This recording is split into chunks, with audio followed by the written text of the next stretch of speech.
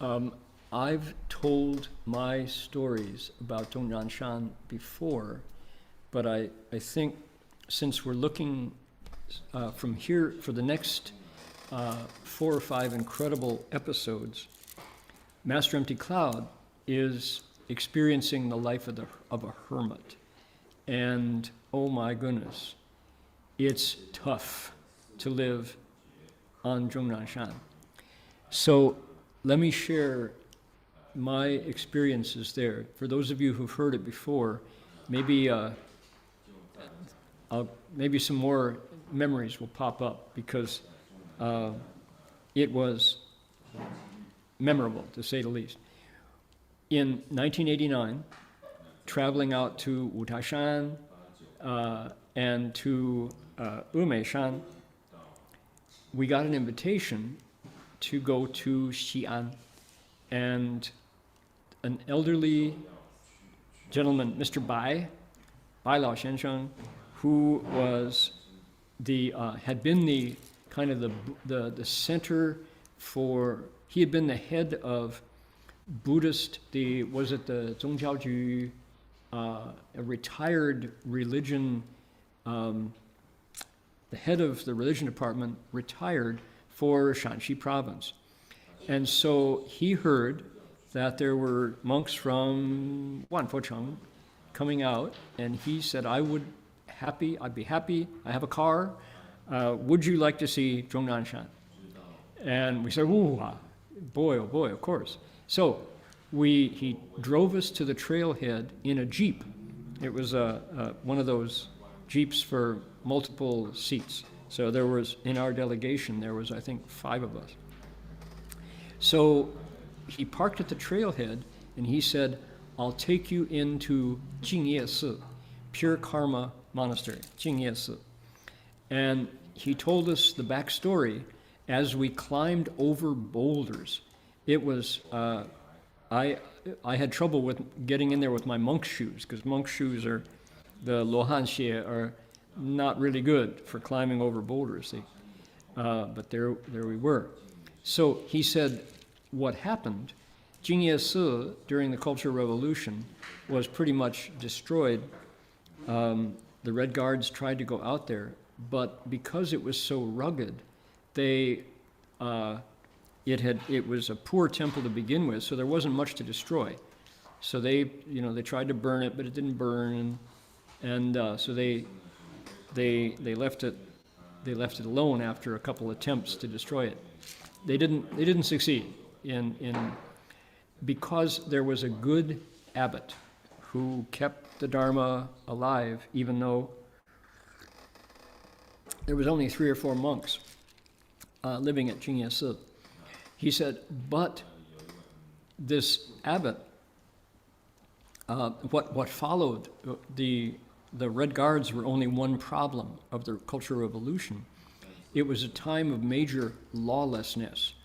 And so the abbot was out on the trail one day, and he discovered some hooligans, some bandits, who were stripping trees of their bark to sell as herbs. The abbot tried to stop them, and they killed him, said Mr. Bai.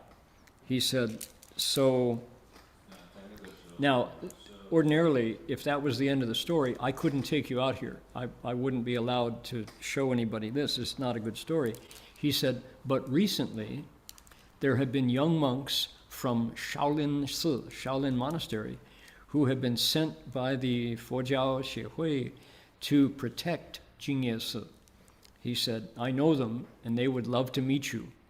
He says, so that's where I'm taking you. We said, oh, wow, it's exciting. So we hiked probably 4 or 5 miles in from the trail and came around the corner, and here was Jingye, Pure Karma Monastery. And sure enough, there were 5 young monks, all in their mid-20s. I think the oldest one might have been 30.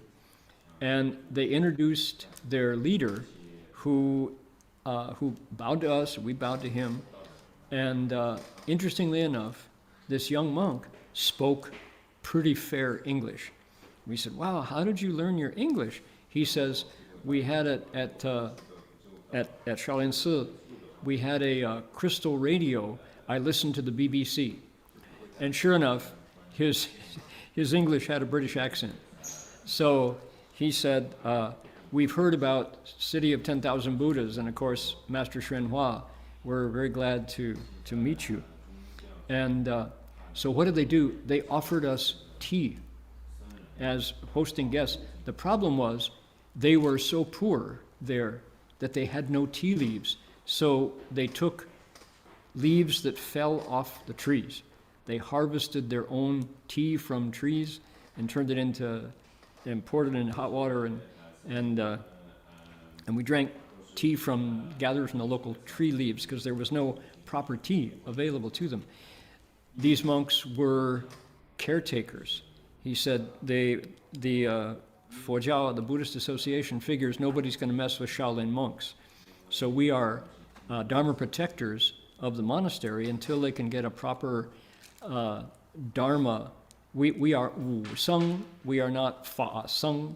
We're not Dharma Sanghans, we are martial Sanghans, come to protect Jingye. So he said, wow, that's really exciting. And he said, yeah, so glad you could come. He said, now that you're here, we want to tell you some stories. And he said, how I mentioned that they said that I was the Three Steps One Bow monk, and Marty, the Dharma protector, was here. And so he said, well, we know about that. We've actually read your book. He said the manuscript copy. And he said, so we know that we can tell you the actual stories about our experience here. And we said, yeah, please do. So he said, the Jingye Si is a famous old monastery. And one of the stories about it was, among the various legends of Jingye Si was that there's a special Dharma protector here, which is a Da Mang She. There is a Mahoraga, Moha Luo Qie, in the Gods and Dragons and Eightfold Pantheon, Tianlong Babu. There is the great snakes, the pythons. And when we found the Jingye Shan Zhi, the gazetteer, the historical records that are kept by every monastery, and they mentioned back in the Tang Dynasty, this Da Mangshe, this giant python, would appear periodically to the monks in times of trouble to protect Jingye Si. And several times the monastery would burn and be rebuilt, and the Mangshe would show up again to kind of check things out. And he said, we arrived after we got the word from Fojiao Xiehui that Jingye Si needed protection. We were at Shaolin Si in Henan, and so we came, and we'd arrived 1 week. We were just getting settled in here when one day we were meditating here in the courtyard, and we looked up to see this huge python. I mean, it was so big that it stood up on it. Snakes can raise up on their bellies, and it was at eye level.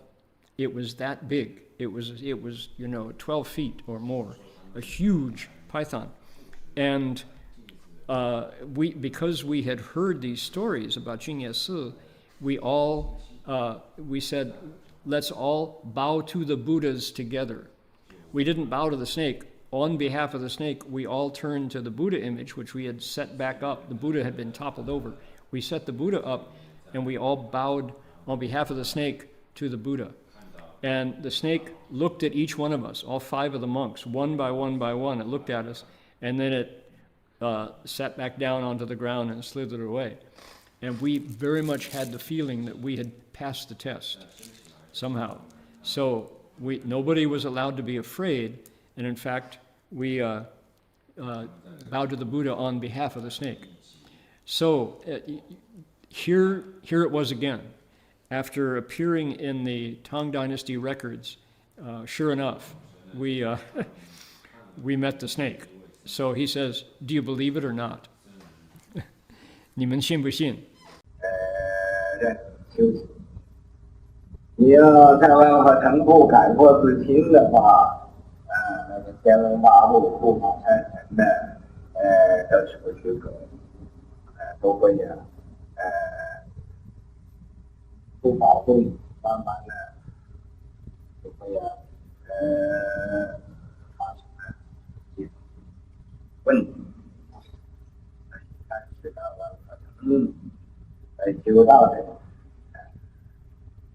举动行为管自己呀，举动行为都要自己管自己，行住坐卧不离家，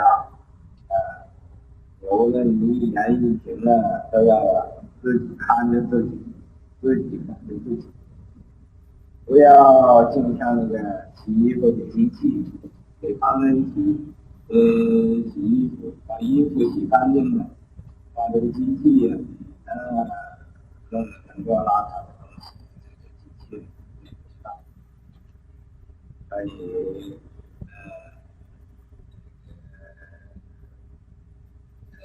在外课程呢，不要像照相机似的，照相机就给你照相，自己照不到自己的相。